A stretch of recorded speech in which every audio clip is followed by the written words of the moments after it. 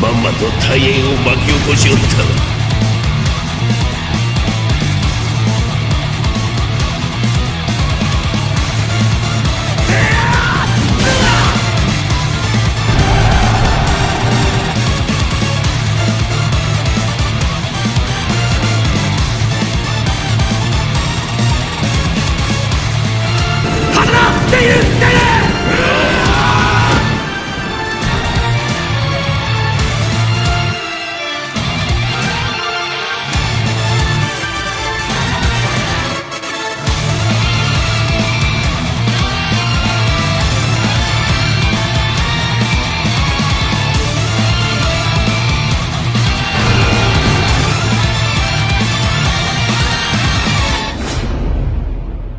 Honneur à vous les gars, j'espère que vous allez bien et bienvenue sur Fumigène H, live réaction review du chapitre 805.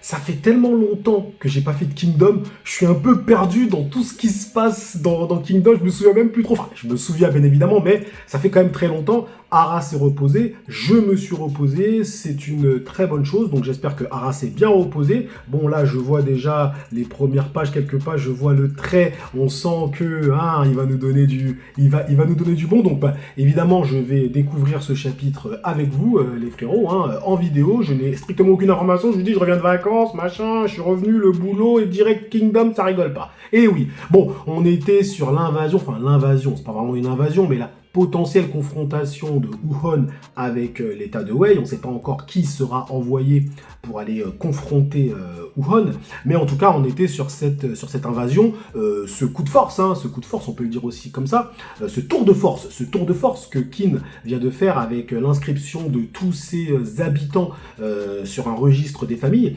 D'ailleurs au passage les informateurs de Riboku, ils sont un petit peu passés à côté de la IA, ils sont passés à côté de l'info quand même, mais j'ai envie de vous dire que les informateurs de Qin ils sont passés aussi à côté de l'info lorsque Riboku a rassemblé 310 000 hommes à Guyane, mais bon.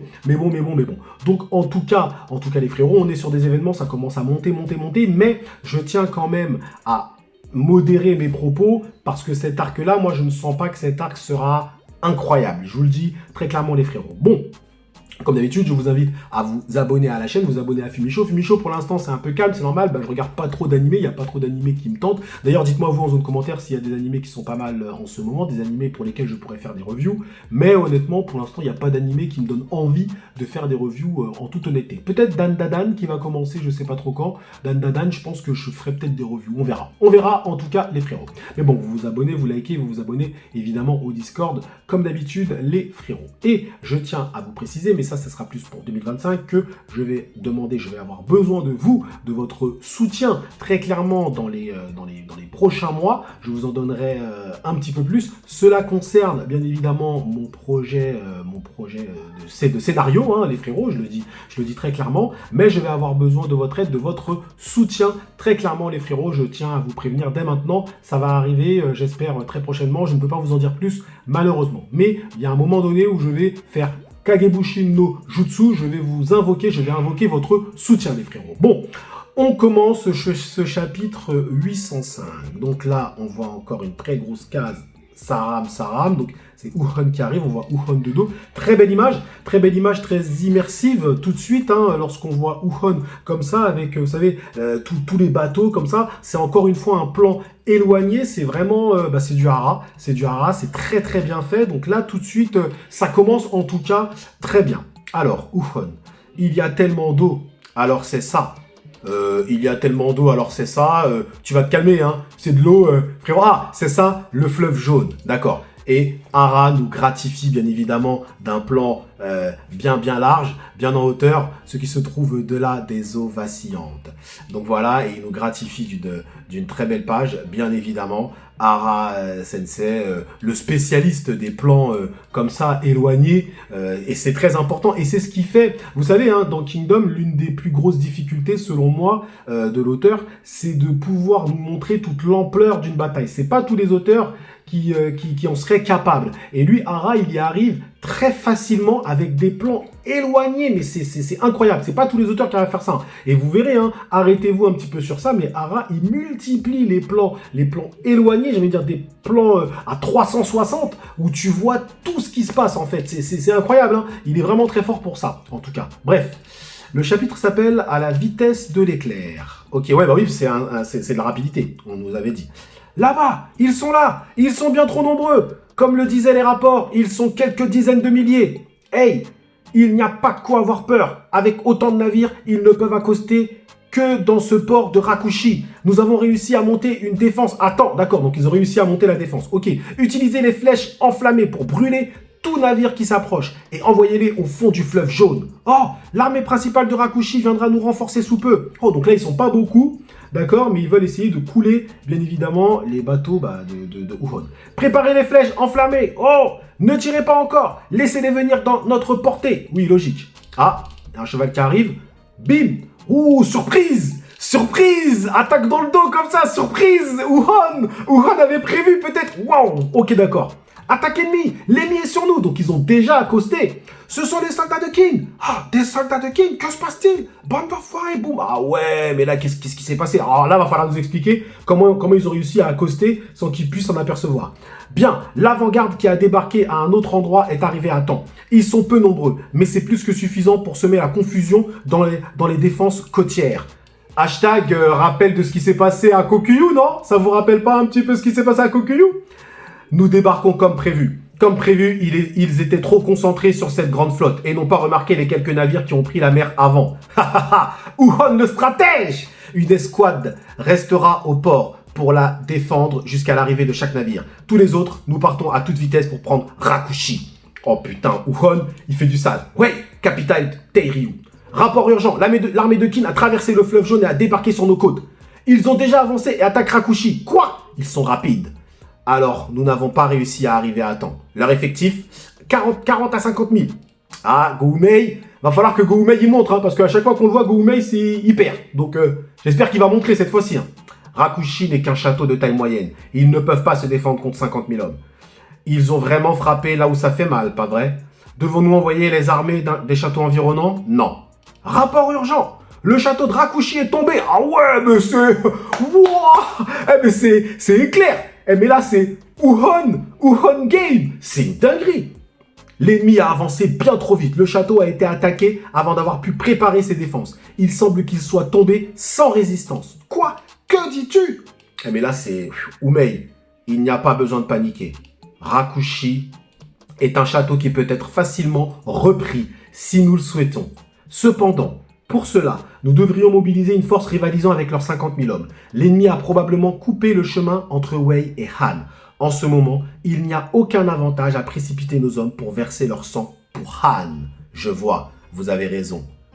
Alors pour l'instant, nous attendons et observons. Rien ne s'est encore passé à Han après tout. Oui, il serait bien plus avantageux de préparer nos troupes tout en observant les mouvements de Qin pour voir s'ils peuvent vraiment s'approcher de Han, de la conquête de la capitale, Shintei. Si l'armée de Qin parvient à assiéger Shintei, il nous suffira alors de déplacer 30 000 hommes de Juko et 100 000 hommes de cette ville de Tairyu pour détruire leur force. Ah oui, c'est bien parce que là on utilise la prise de Juko, le fait que Juko, c'est en leur possession, Juko leur a été laissé, légué si vous préférez, et là il utilise Juko, donc en fait il a bien compris que tout ça, en gros Rakushi pour lui ça limite ça n'intéresse pas, il le reprendra quand il veut. D'accord, donc ça ferait 30 000, ça ferait 130 000 hommes, ah ouais, donc ils vont quand même tout faire pour pas laisser passer Qin, pour pas laisser Han tomber. L'armée qu'ils ont stationnée à Rakushi dans le but clair d'empêcher cette action n'aura aucune chance. Si nous déplaçons notre flotte pour couper leur retraite, ils sont comme morts. Savez-vous de quelle armée il s'agit? Oui, il semble que ce soit celle de la Gyokuhu d'Uhon. Ah, attention, c'est pas n'importe qui. Le fils d'Uzen, Uhon. Alors c'est enfin arrivé. Les choses changent vraiment, hein. Ouais. Quoi donc? Le temps. Ah, c'est beau. Ça, c'est beau. Je m'arrête un petit peu, effectivement. Et là, c'est à travers les yeux de Gouhumei. Et d'une certaine façon, pour Gouhumei, c'est une seconde confrontation contre Uhon. Parce que à Shoyu, c'est le plan de Uhon qui a fait tomber Gouhumei d'une certaine façon. Donc là, c'est intéressant de voir que il va encore se confronter d'une certaine façon à Uhon. Mais il avait qualifié le plan de Uhon d'un peu immature lorsque c'était à Shoyu avec les dragons de feu. Là, cette fois-ci, c'est pas la même chose. Uhon, il a quand même bien procédé. Déjà, il a surpris les troupes près de Rakushi, là. Il les a surprises, déjà de 1, et il a réussi à prendre le château avec une rapidité déconcertante, prenant même Gouhumei de vitesse. Donc ça montre que Uhon se hisse vraiment à leur niveau, à ce niveau, très clairement. Et là, c'est bien parce qu'il comprend, ça y est, cette génération-là, on ne peut plus les considérer comme la nouvelle génération. C'est terminé. Maintenant, ça y est, ils sont dans le truc, quoi. Donc, c'est un peu normal au bout du tome 72-73. Bref, peut-être même plus 74-75, je dirais. Bref, pendant ce temps, donc là, on a Buju et Yu, donc là, on est à Zao. Donc, il y a Zao, Kantan, ok, dans la région entourant la petite ville de Kuto, située entre Giyu et Ryoyo. Donc là, c'est, ok, l'armée de Gakuka de 50 000 hommes met en place sa défense. Donc là, on a Muten, Aizen, ok. Les châteaux de Giyu et de Ryoyo étaient des bastions de défense solides contre Zao au front sud. D'ailleurs, Ryoyo, il avait été pris, il me semble, par Yotanwa, l'une des plus belles batailles de Kingdom, je le dis, hein, l'une des plus belles batailles de Kingdom. Ryoyo, relisez Ryoyo, vous allez péter un câble. Ça, en animé, ils ont intérêt à faire du lourd, clairement. Cependant, en raison des défaites consécutives, le nombre d'hommes dans leur garnison n'était pas idéal. Il était suffisant pour défendre les châteaux en eux-mêmes, mais pas assez pour défendre l'espace entre eux. D'accord, l'espace entre les châteaux, donc c'est l'espace entre, ouais, Ryoyo et... Ok, d'accord. Ok. Ainsi, la Gakuka a été assignée pour former une ligne de défense entre les châteaux. D'accord, donc ils vont défendre la ligne de défense entre les châteaux. Très bien. Attendez, peu importe comment on le regarde, cette zone est trop vaste, elle est trop large pour être défendue. Si Zao décide sérieusement de nous attaquer en force, nous ne pourrons pas tous les arrêter. Eh bien, arrêter cela est exactement ce que la Gakuka est censée faire cette fois. Dire aux gens quoi faire, c'est facile, sacré Shuei-kun. Aizen ne parle pas mal de mon professeur. Désolé, d'accord, donc c'est une zone vaste, donc c'est une mission difficile pour Uhon. Zao, château de Buhan, donc c'est le château de Riboku, château de Riboku. 50 000 hommes de l'armée de Gakuka ont établi des défenses dans la région de Kuto. Il n'y a eu aucun mouvement de Giyu et Ryoyo. Ok, Kin est occupé à se déplacer partout, mais c'est exactement comme tu le dis, leur cible doit vraiment être Han. Pas vrai, Shunsuichu? Et ouais, Bananji. Bien sûr, ils peuvent avoir créé une force entièrement nouvelle, mais dans l'état actuel de Kin, ce n'est nulle part près suffisant pour prendre Zao ou Wei. Ceci dit, conquérir même Han sera encore un miracle. Veuillez m'excuser, j'apporte un message de Riboku depuis Hango. De la part de Messire Riboku? Mais elle, on lui dit Riboku, bref. Continuez à entraîner l'armée de Buhan et surveillez attentivement les prochains mouvements de Kin. Ah, il prend la même décision que Goumei d'une certaine façon. Encore une fois, c'est exactement comme tu l'as prédit, Shunsuichu. Si Han est vraiment proche de sa destruction, alors nous sortirons en force, détruirons l'unité Gakuka et nous nous dirigerons vers le fleuve jaune. Donc on s'oriente vers une confrontation Shunsuichu-Muten. Attention, ça peut être très lourd par contre. Moi ça je dis oui. Hein. Je suppose que Han nous fournira volontiers des navires pour la traverser, très clairement. À ce moment-là, Wei se déplacera probablement avec nous. Ouh, coalition Wei-Zao. Mais ça va être lourd. Donc cela signifie, oui, l'armée de Kin fera face à une tragédie massive dans les terres de Han. Encore une. Non mais là par contre, j'espère que Shuei-kun il a prévu le coup. J'espère qu'il a prévu un espèce de moubou qui va venir et qui va balayer tout le monde. Parce que là, cette fois-ci, c'est bon, ça suffit. Hein. Pas 3 défaites. Hein. Merde. Han, capitale, Shintei. En fait, Han, ce qui est assez marrant, c'est qu'il compte sur les soutiens en fait de Zao et de Wei pour pouvoir se défendre, j'en suis sûr. Bon, on va revoir la défense de Han, de Shintei, à savoir la princesse et Tête d'œuf. Il n'y a aucun doute, Kin se prépare à nous attaquer cette fois. Et ce qui va commencer n'est pas une simple invasion. Ils ont l'intention de s'emparer de l'ensemble de Han. Ils se préparent à prendre la capitale et à détruire notre pays. C'est trop soudain. N'exagérez-vous pas la situation, princesse Nei? Malheureusement, ce n'est pas une exagération. Pour revenir sur leur chemin d'unification par la force après leur défaite consécutive, Kin n'a d'autre choix que de détruire notre pays pour gagner en puissance. Je pense aussi. Premier général de l'armée de Han, Raku Rakan, dit Tête d'œuf. Nous avons reçu rapport après rapport des espions sur le territoire de Kin. Après avoir conscrit 300 000 hommes de tout le pays en utilisant leur registre familial, ils en ont envoyé une partie à Atsuyo, dans la ligne de défense contre Zao. Mais la majorité se dirigeait vers le sud, et quelques dizaines de milliers d'entre eux ont été intégrés dans les Gyokuku et Gakuka qui sont maintenant des armées de 50 000 hommes chacune, et montrent tous deux des mouvements indiquant qu'ils veulent couper notre pays de Wei et de Zao. À propos de l'unité Gyokuku, les rapports indiquent qu'ils ont traversé le fleuve jaune hier et sont actuellement stationnés à Rakushi, après l'avoir pris à Wei. Donc, ils coupent déjà les lignes de renforcement avec Wei et Zao, mais ils n'ont même pas encore commencé l'invasion. Exact, ce qui signifie que Kin a l'intention de percer un chemin vers Shintei en un coup et de détruire Han à la vitesse de l'éclair. Oh putain, ouais, mais après il faut stabiliser tout ça. Hein. Il faut stabiliser tout ça parce que t'as une coalition énorme qui se prépare derrière. Hein. Roi de Han, C'est impossible, ils ne peuvent pas faire une telle chose. Exact. Nous sommes peut-être le plus petit des 7 États, mais nous ne manquons pas de puissance militaire.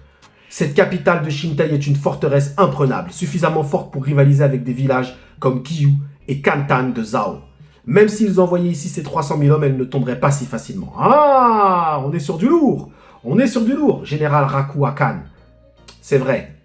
De plus, ils n'arriveront pas à Shintai aussi facilement qu'ils le pensent. Han a des châteaux forts près de la capitale. Rapport urgent. Ouais, ben ça, même Mugu, il est preneur. Donc ça, les châteaux forts, tu en passeras.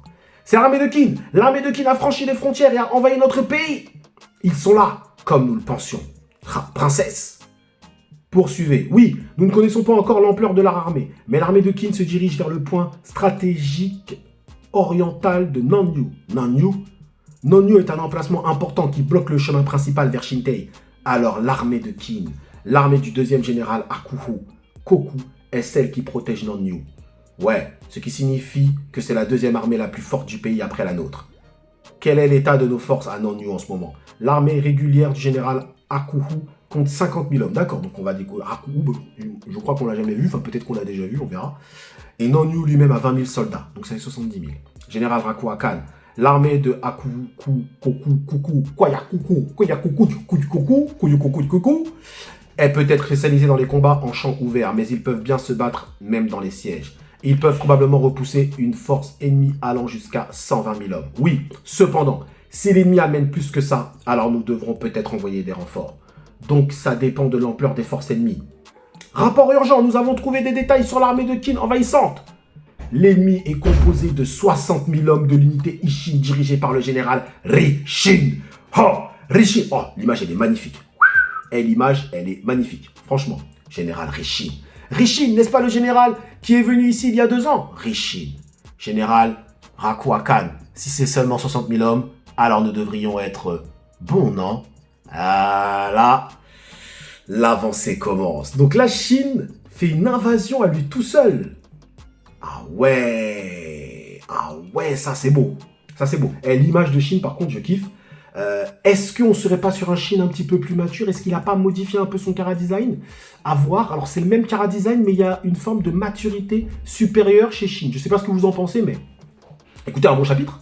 Très bon chapitre, encore une fois. Très intéressant de voir surtout... Alors j'aime beaucoup la fin parce que Raku Akan, dit tête d'œuf, nous dit qu'il peut repousser 100 000. Shin arrive avec 60 000, ça veut dire que Shin s'apprête à faire un exploit. Donc on est sur un général Nankoku Noku là. Bon, je pense que lui va se faire découper par la Gundao de Shin.